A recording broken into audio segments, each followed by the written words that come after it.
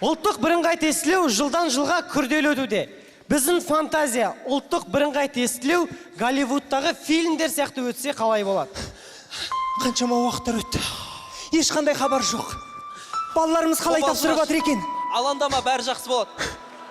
Біреу келе жатыр. Балам, не болды?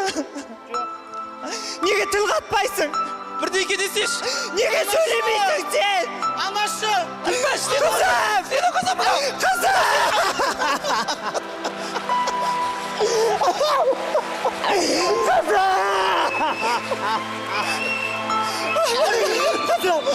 Қалай тапсырдың?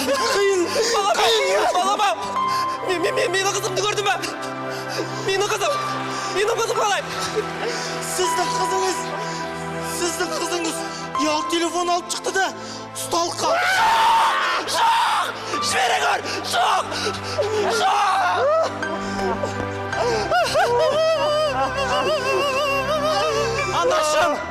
Анашым! Қызым!